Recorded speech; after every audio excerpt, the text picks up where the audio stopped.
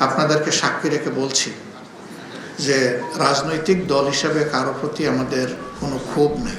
জামায়াতের আমির ডাক্তার শফিকুর রহমান বলেছেন, আমরা আজকে শহীদ পরিবারের কাছে এসেছি সান্ত্বনা দেওয়ার জন্য নয়, বরং আমরা এসেছি অনুপ্রেরণা নেওয়ার জন্য। তারা বড়ই সৌভাগ্যবান। শুধু শহীদদের হাসরের দিনে আল্লাহ জিজ্ঞেস করবেন, তুমি তোমার জীবনের সর্বোচ্চ সম্পদ আমার জন্য দান করেছ। আজকে আমি আমার জান্নাতের সব দুয়ার তোমার জন্য খুলে দিলাম। তিনি বলেন, আমার আফসোস, এবারের এই যুদ্ধে আমি শহীদদের পরিবারের একজন হতে পারলাম না। এই সৌভাগ্য যাদের আল্লাহ দান করেছেন তাদের আমার ঈর্ষা হয়। আমি যদি তাদের একজন হতাম। আমরা আজকে ঘোষণা করতে এসেছি, আমরা আপনার পরিবারের সদস্য হতে চাই।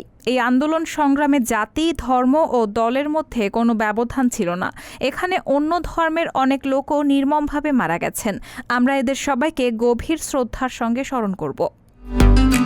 বৃহস্পতিবার সকালে বৈষম্য বিরোধী ছাত্র জনতার আন্দোলনের নারায়ণগঞ্জে শহীদ পরিবারের সঙ্গে মতবিনিময় অনুষ্ঠানে প্রধান অতিথির বক্তব্যে জামায়াতের আমির ডাক্তার শফিকুর রহমান এসব কথা বলেন।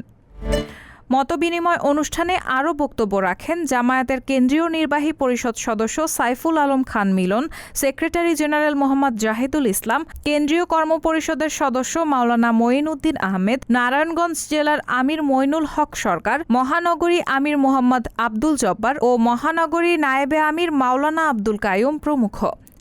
জামায়াতের আমির বলেন, জাতি হিসেবে আমরা ঋণী। আজীবন যেন এই জাতি এই ঋণের অনুমতি নিয়ে চলে এবং ঋণ আদায়ের চেষ্টা করে আল্লাহর কাছে। তিনি বলেন, আমি এই সরকার সম্পর্কে কিছুই বলবো না। তাদের বিষয়টা আল্লাহর হাতে সোপর্দ করে দিলাম। রক্তের এক একটা ফোয়ারা মিলিত হয়ে রক্তের প্লাবন সৃষ্টি হয়েছে। বাংলাদেশের এমন কোনো জনপদ নাই যেটা রক্তাক্ত হয় নাই। শহীদরা তো মহা সৌভাগ্যবান। রায়হানা মুন, সবার কথা।